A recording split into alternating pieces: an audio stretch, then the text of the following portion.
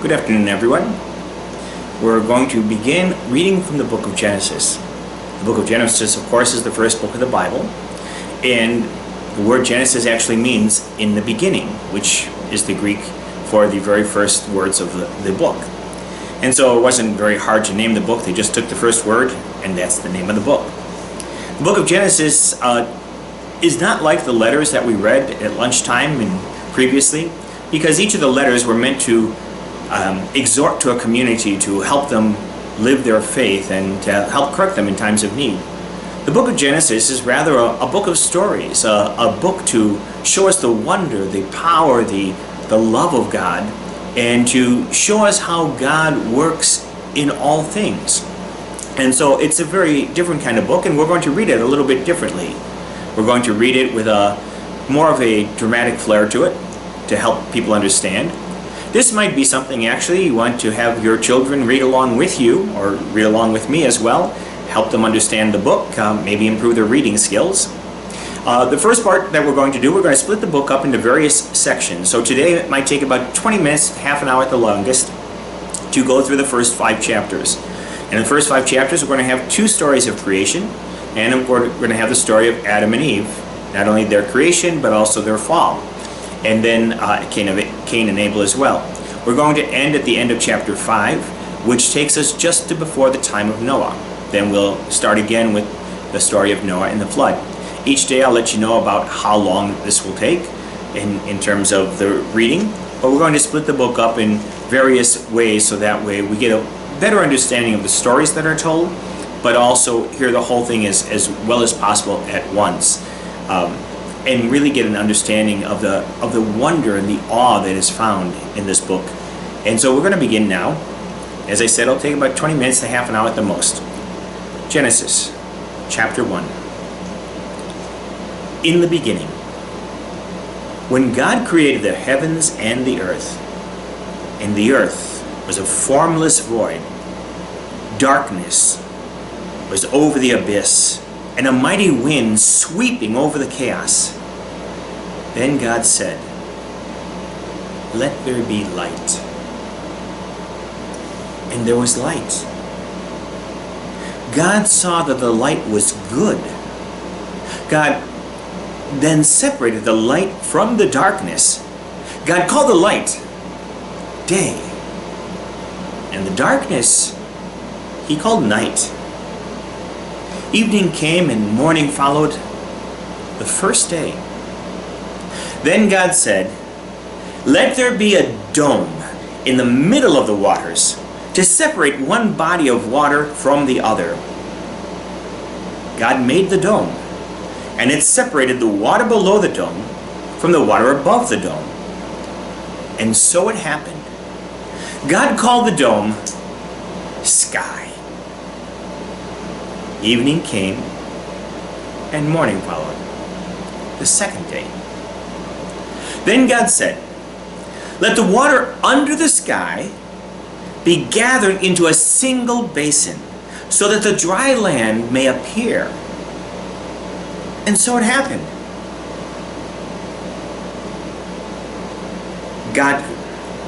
The water under the sky was gathered into its basin, and the dry land appeared. God called the dry land earth, and the basin of water He called sea. God saw that it was good. Then God said, "Let the earth bring forth vegetation, every kind of plant that bears seed, and every kind of fruit tree on earth that bears fruit with its seed in it." And so it happened. The earth brought forth vegetation, every kind of plant that bears seed, and every kind of fruit tree that bears fruit with its seed in it. God saw that it was good. Evening came, and morning followed, the third day. Then God said, "Let there be lights in the dome of the sky, to separate day from night. Let them mark the seasons, the days, and the years, and serve as lights in the dome of the sky to illuminate the earth." And so it happened. God made the two great lights, the greater one to govern the day, and the lesser one to govern the night, and the stars. God set them in the dome of the sky to illuminate the earth, to govern the day and the night, and to separate the light from the darkness. God saw that it was good. Evening came, and morning followed, the fourth day. Then God said, "Let the water teem with an abundance of living creatures, and on the earth let birds fly beneath the dome of the sky." God created the great sea monsters and all kinds of crawling, living creatures with which the water teems, and all kinds of winged birds. God saw that it was good. And God blessed them, saying, "Be fertile, multiply, and fill the waters of the seas, and let the birds multiply on the earth." Evening came, and morning followed, the fifth day. Then God said, "Let the earth bring forth every kind of living creature, tame animals, crawling things, and every kind of wild animal." And so it happened. God made every kind of wild animal, every kind of tame animal, and every kind of thing that crawls on the ground. God saw that it was good. Then God said, "Let us make human beings in our image, after our likeness. Let them have dominion over the fish of the sea, the birds of the air, the tame animals, and all the wild animals, and all the creatures that crawl on the earth." God created humanity in His image. In the image of God, He created them. Male and female, God created them. God blessed them. And God said to them, "Be fertile and multiply, fill the earth and subdue it. Have dominion over the fish of the sea, the birds of the air, and all the living things that crawl on the earth." God also said, "See, I give you every seed-bearing plant on all the earth, and every tree that has seed-bearing fruit on it to be your food.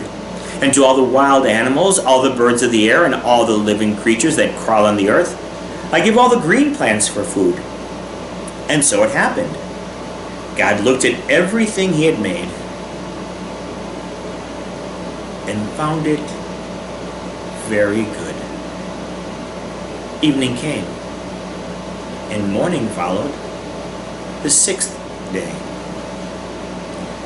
Thus the heavens and the earth and all their array were completed. On the seventh day, God completed the work He had been doing. He rested on the seventh day from all the work He had undertaken. God blessed the seventh day and made it holy, because on it He rested from all the work He had done in creation.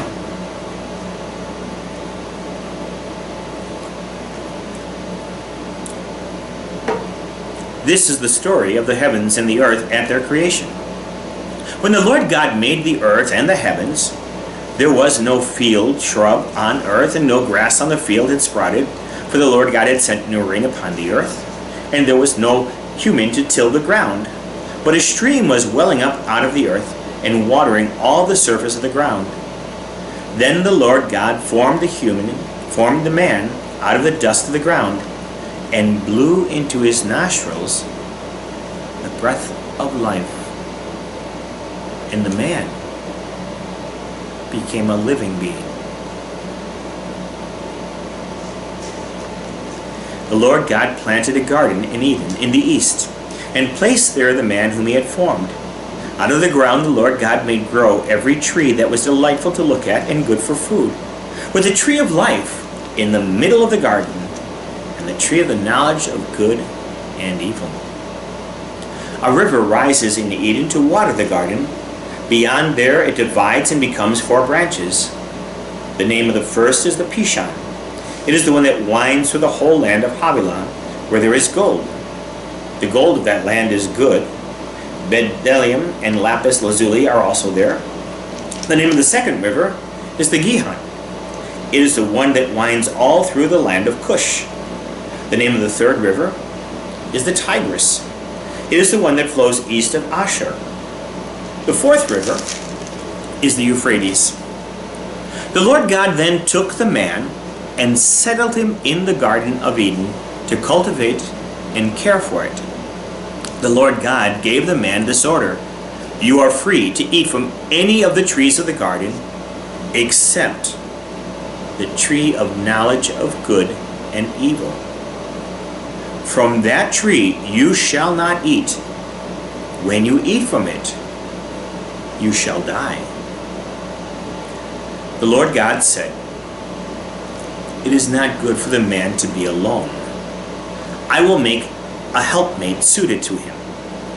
So the Lord God formed out of the ground all the wild animals and all the birds of the air, and he brought them to the man to see what he would call them.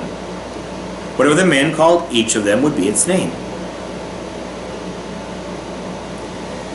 The man gave names to all the tame animals, all the birds of the air, and all the wild animals, but none proved to be a helper suited to the man. So the Lord God cast a deep sleep on the man, and while he was asleep, he took out one of his ribs and closed up its place with flesh. Then the Lord God then built the rib that he had taken from the man into a woman. When he brought her to the man said, "This one, at last, is bone of my bones and flesh of my flesh. This one shall be called woman, for out of man she has been taken. That is why a man leaves his father and mother and clings to his wife, and the two of them become one body." The man and his wife were both naked, yet they felt no shame. Now the snake was the most cunning of all the wild animals that the Lord God had made. He asked the woman, "Did God really say you shall not eat any of the trees in the garden?" The woman answered the snake, "We may eat of the fruit of the trees in the garden. It is only about the fruit of the tree in the middle of the garden that God said, 'You shall not eat it or even touch it, or else you will die.'" But the snake said to the woman, "You certainly will not die. God knows well that when you eat of it, your eyes will be opened, and you will be like gods, who know good and evil." The woman saw that the tree was good for food and pleasing to the eyes, and the tree was desirable for gaining wisdom. So she took some of its fruit and ate it, and she also gave some to her husband who was with her, and he ate it. Then the eyes of both of them were opened, and they knew that they were naked. So they sewed fig leaves together and made loincloths for themselves. When they heard the sound of the Lord God walking about in the garden at the breezy time of the day, the man and his wife hid themselves from the Lord God among the trees of the garden. The Lord God called to the man and asked him, "Where are you?" The man answered, "I heard you in the garden, but I was afraid because I was naked, so I hid." Then God asked, "Who told you that you were naked? Have you eaten from the tree of which I had forbidden you to eat?" The man replied, "The woman whom you put here with me, she gave me fruit from the tree, and so I ate it." The Lord God then asked the woman, "What is this that you have done?" The woman answered, "The snake tricked me, So I ate it. Then the Lord God said to the snake, because you have done this, cursed are you among all the animals, tame or wild. On your belly you shall crawl, and dust you shall eat all the days of your life. I will put enmity between you and the woman, and between your offspring and hers. They will strike at your head, while you strike at their heel. To the woman he said, I will intensify your toil and pain in childbearing. In pain you shall bring forth children, yet your urge shall be for your husband, and he shall rule over you. To the man he said, because you listened to your wife and ate from the tree about which I commanded you, you shall not eat from it. Cursed is the ground because of you. In toil you shall eat its yield all the days of your life. Thorns and thistles it shall bear for you, and you shall eat the grass of the field. By the sweat of your brow you shall eat bread, until you return to the ground from which you were taken. For you are dust, and to dust you shall return. The man gave his wife the name Eve, because she was the mother of all the living. The Lord God made for the man and his wife garments of skin with which he clothed them. Then the Lord God said, see, the man has become like one of us, knowing good and evil. Now what if he also reaches out his hand to take fruit from the tree of life, and eats of it, and lives forever? The Lord God therefore banished him from the Garden of Eden to till the ground from which he had been taken. He expelled the man, stationing the cherubim and the fiery revolving sword east of the Garden of Eden, to guard the way to the tree of life. The man had intercourse with his wife Eve, and she conceived and gave birth to Cain, saying, I have produced a male child with the help of the Lord. Next she gave birth to his brother Abel. Abel became a herder of flocks, and Cain a tiller of the ground. In the course of time, Cain brought an offering to the Lord from the fruit of the ground, while Abel, for his part, brought the fatty portion of the firstlings of his flock. The Lord looked with favor on Abel and his offering, but on Cain and his offering he did not look with favor. So Cain was very angry and dejected. Then the Lord said to Cain, why are you angry? Why are you dejected? If you act rightly, you will be accepted. But if not, sin lies in wait at the door. Its urge is for you. Yet, you can rule over it. Cain said to his brother Abel, let us go out into the field. When they were in the field, Cain attacked his brother Abel and killed him. Then the Lord asked Cain, where is your brother Abel? Cain answered, I do not know. Am I my brother's keeper? God then said, what have you done? Your brother's blood cries out to me from the ground. Now you are banned from the ground, that opened its mouth to receive your brother's blood from your hand. If you till the ground, it shall no longer give you its produce. You shall become a constant wanderer on the earth. Cain said to the Lord, my punishment is too great to bear. Look, you have now banished me from the ground.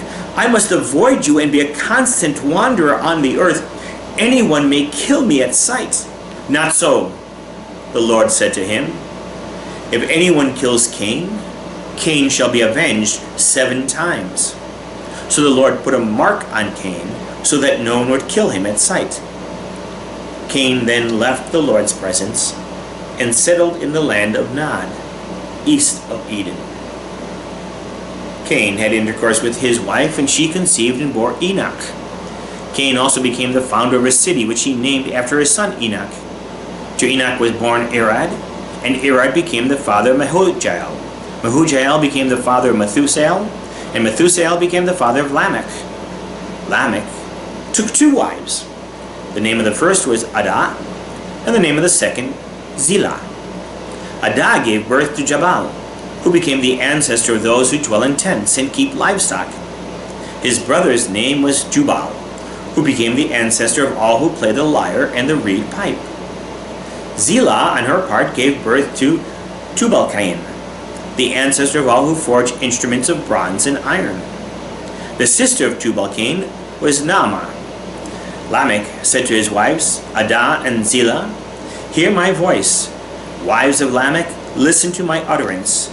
I have killed a man for wounding me, a young man for bruising me. If Cain is avenged 7 times, then Lamech 77 times." Adam again had intercourse with his wife, and she gave birth to a son whom she called Seth. "God has granted me another offspring in place of Abel," she said, "because Cain killed him." To Seth in turn a son was born, and he named him Enosh. At that time people began to invoke the Lord by name. This is the record of the descendants of Adam. When God created human beings, he made them in the likeness of God. He created them male and female.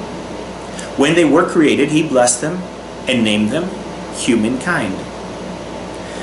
Adam was 130 years old when he begot a son in his likeness, after his image, and he named him Seth.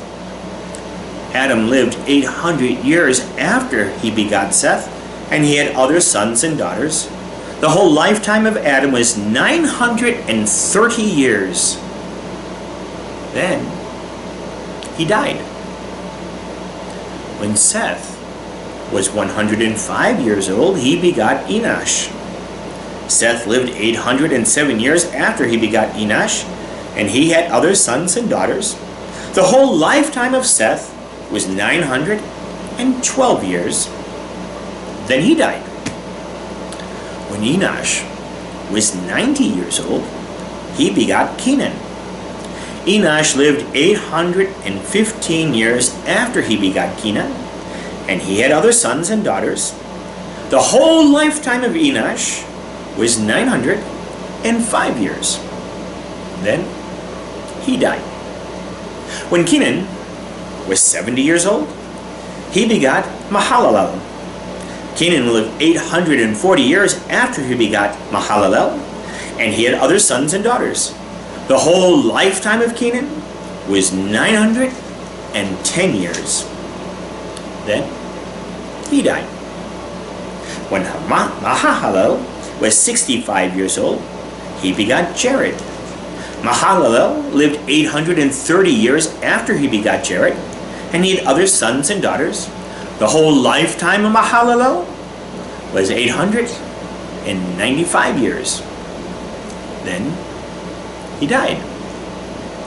When Jared was 162 years old, he begot Enoch.